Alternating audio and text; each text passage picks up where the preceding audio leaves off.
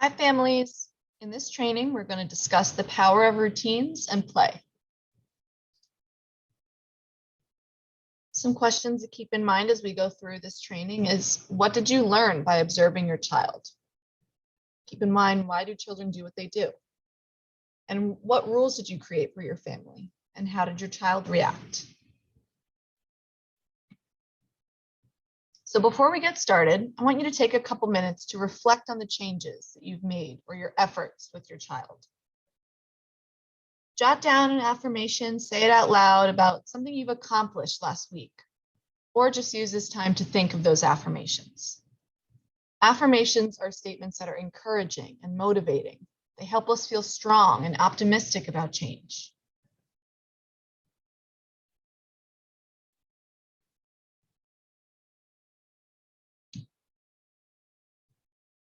Now we'll talk about the power of routines. Routines are predictable and naturally occurring activities that occur in a child's day, such as caregiving, daily tasks, meals, play, community, and social activities. For example, getting dressed and undressed, brushing their teeth or their hair, mealtime, cleaning up toys, going to school, riding in the car, going to the park or to a market or restaurant, going to the doctor or the dentist, or taking a bath.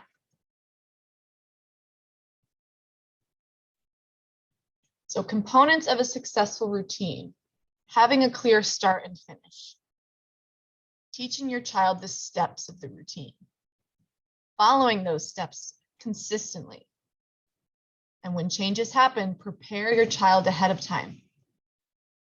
Use visuals and provide positive feedback and encouragement. So let's break down the steps of a routine. You can break down the steps even more if needed. For example, taking a bath or something more complex. But let's use getting ready for bed routine. So the steps within the routine are going to the toilet, taking a bath, putting on their pajamas, then brushing their hair, then brushing their teeth, then getting into bed, maybe reading 2 stories, snuggling for a few minutes, and saying goodnight.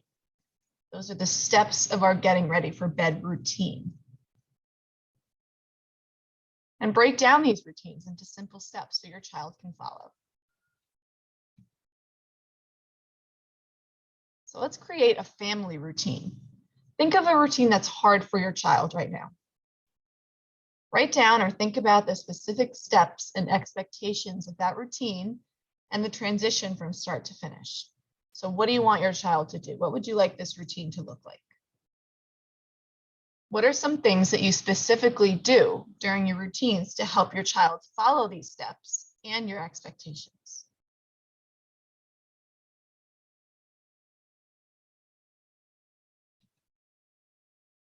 Now let's talk prevention strategies. Use visual supports. Use a scripted or a social story. Offer choices and embed their preferences.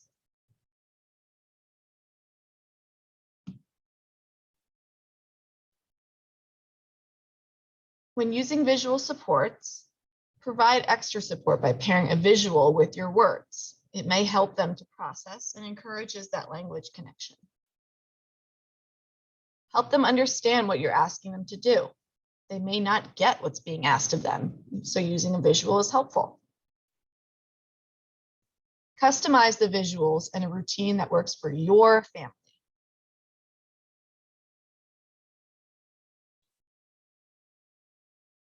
Social stories. Use short descriptive stories, including each step of the routine. These stories are written in first person as if the child is talking. I will, when I do this. Include photos of the child or related images. And read the story often, before, during, and after the routine.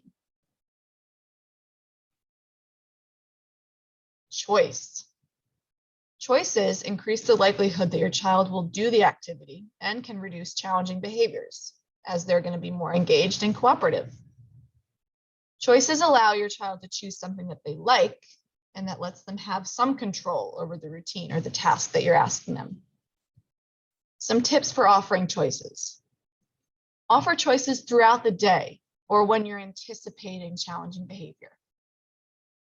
Give positive alternatives. Try to avoid, you do it or I will do it for you. Offer only 2 choices. Make sure those options are reasonable and available.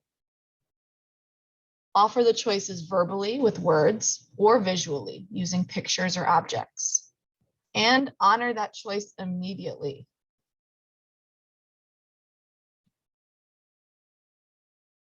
Let's talk about embedding preferences.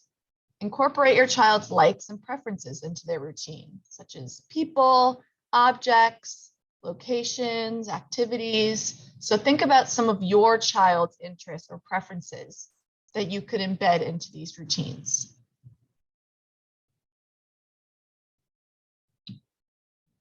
And remember, consistency is key. Try to keep the day-to-day routines as close to the same as possible to help your child learn them. And of course, things will change. Visual schedules allow you to quickly change one of the pictures to help prepare for the change. And it's important that your child is aware and prepared of that change, and that's why visuals help.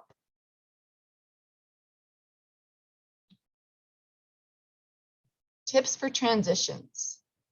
So when moving from one activity, location, or person to the next, it can be overwhelming and might seem unpredictable for children, especially if they're not ready to move on.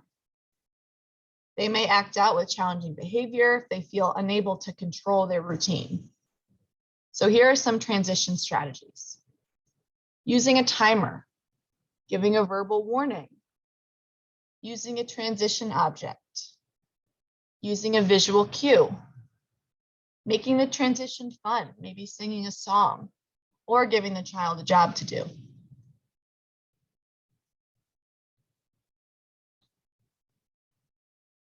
Some more tips for transitions. Timers and warnings. So visual timers paired with verbal reminders are helpful. Giving verbal warnings and letting your child know that a transition is going to occur. For example, 5 more minutes, 1 more minute, and then a countdown from 10. Using transition cues. So showing your child a visual cue card to prepare them for what is next. You want to set them up for transitions that are successful using a timer. It shows both the visual of a bath and say 5 more minutes of Legos, and then it's time for bath.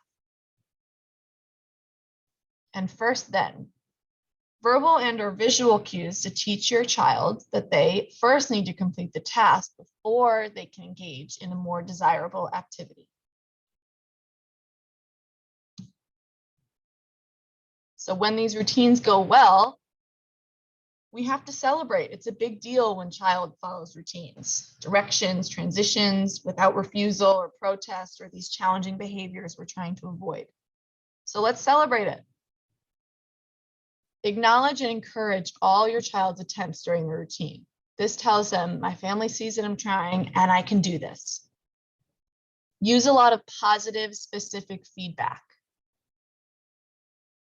If you're discouraging or reprimanding your child, they might stop, or there might be more challenging behavior.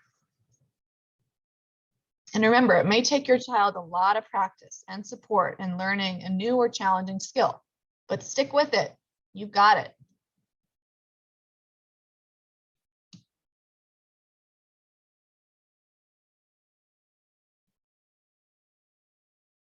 So some things to try at home. Focus on one routine or transition. Using visuals, and try at least 3 different strategies that we talked about today.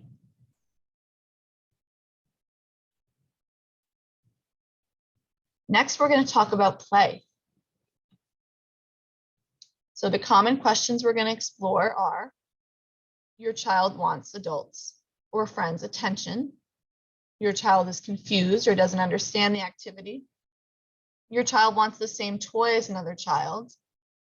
Your child wants a different item, activity, or wants an item or activity that's not available. So we want to prevent the behavior. Get them started on play. Help them choose a preferred toy and narrate their play. Build in praise as you go. Use a visual timer. Set an end time to play. Show them how long before you're able to play with them or for turn taking. Using a visual schedule. Show them when you're able to have special playtime with them or when they can play. Teach turn taking.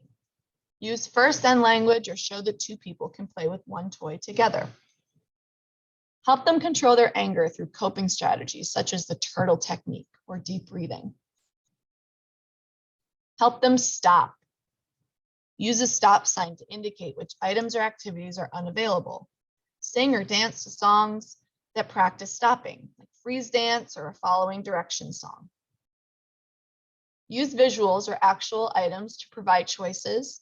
State or restate an expectation, like first this toy and then something they prefer.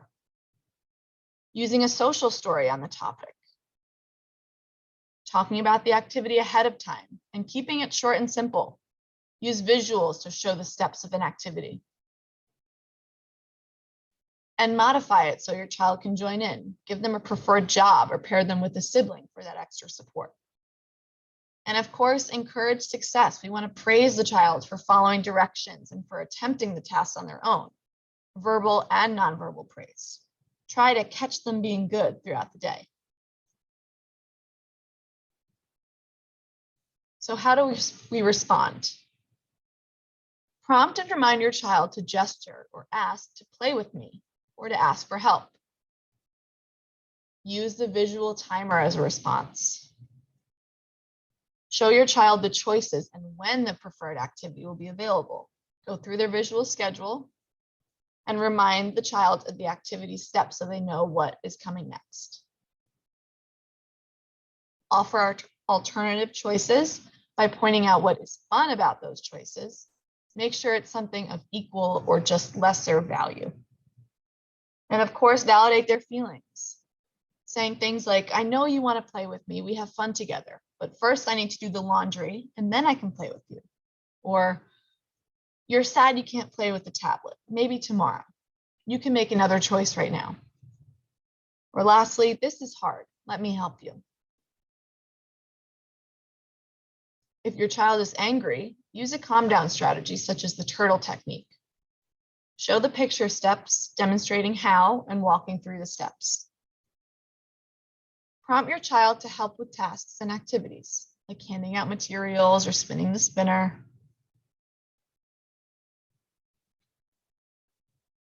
And then we need to teach the new skills. We need to teach them to communicate their wants and needs, asking for help or asking to play with me, asking for attention verbally or by a gesture, however they best communicate. Teach them that when you can play with them, when activity can occur, and use a visual schedule. Teach them how to choose an alternative preferred activity or item and support them by narrating through their play. Teach turn taking or sharing using a timer, first then language, or visuals. Teach your child to use a coping strategy such as the turtle technique. And work on these skills as often as possible throughout the day, especially when they're calm, so they're able to use it when they're upset. And teach them to stop by using a visual and practice stopping through song and dance like freeze dance.